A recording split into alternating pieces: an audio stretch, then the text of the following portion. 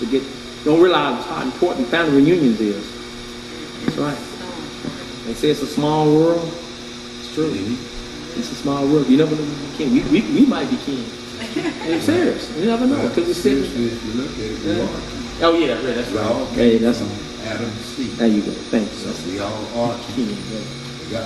That's right. But now he speaks of the fourth generation. That's right. As far as man and wife. Right. That's right. So I'm like you. I have a bunch of people out here too. On my mother's side and my dad's side. So I have to watch what I'm doing myself. That's just like the Hawkins that got the cafe and the other building over on the Imperial. They are kin. I did one Hawkins group. I didn't even know he was a Hawkins. And when I met him, I was in the pen in Delano. And they kept calling it Hawkins, and we both were Hawkins. I'm like, man, what you mean by you a Hawkins? Who your folk? Where you come from? So it's just like you say, it's a small world. That's right. You know, I mean, like when we start spreading, hey, there's no telling which way we went. And what I didn't know, how often should we have family reunions? Every year. Somebody say every 10 years. Well, look, I look at it like this. Okay, if you wait every 10 years to have a family reunion, just think about it. You got grandkids that got grandkids, grandkids that got grandkids, and when it keep on going, you wait 10 years, you done lost out on half of what you already got. So if you have a family reunion every year, and see the way we do it, we have a family reunion like this year was on my daddy's side. Next year is a family reunion on my mother's side. So every other year is a family reunion and switches sides.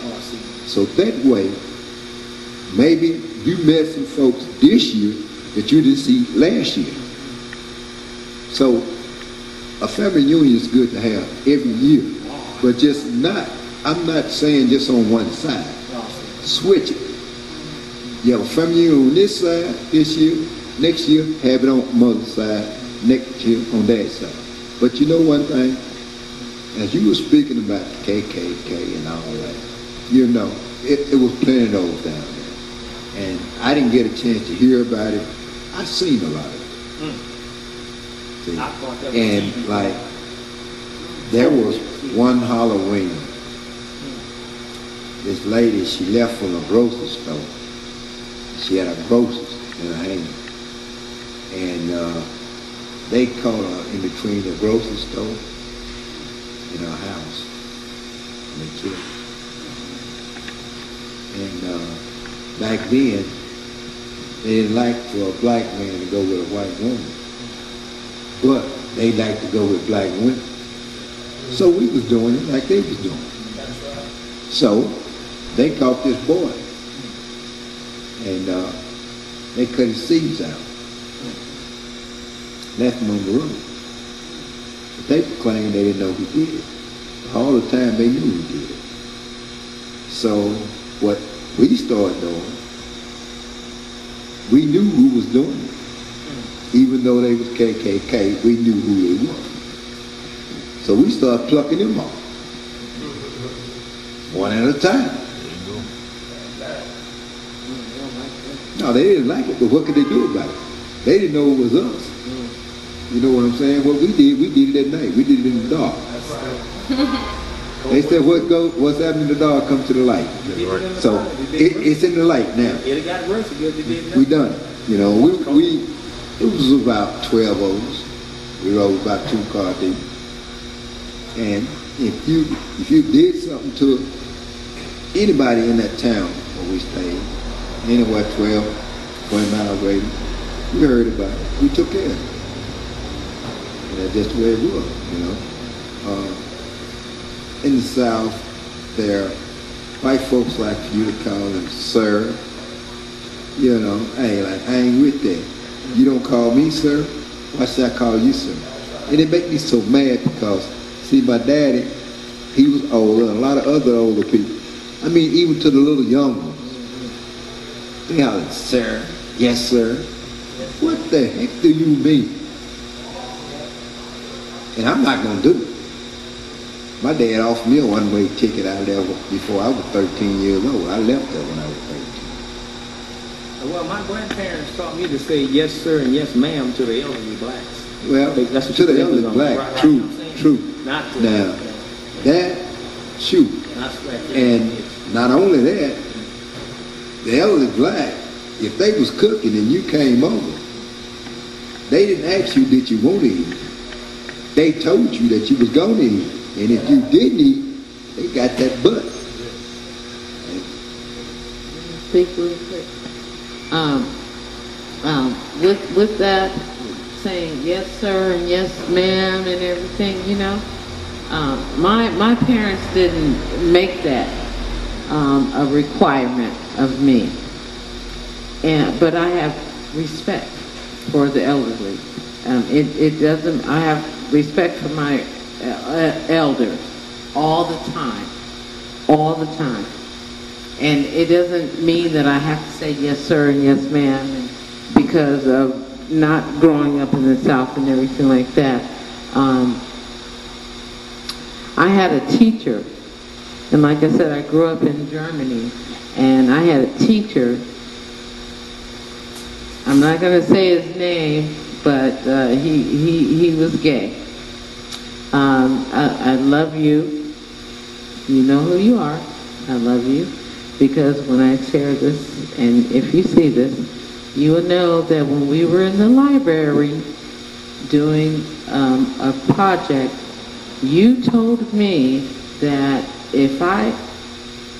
because I didn't do something, I was supposed to say yes sir, no sir to you. And I told you, I don't say yes sir or no sir to my father, whom I love dearly.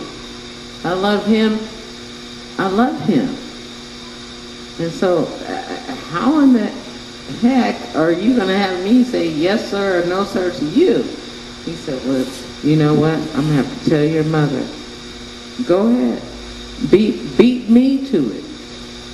Beat me to it. And so, of course, that night I said, Mommy, Mr. So-and-so said that I was disrespecting my family by not saying yes sir to him.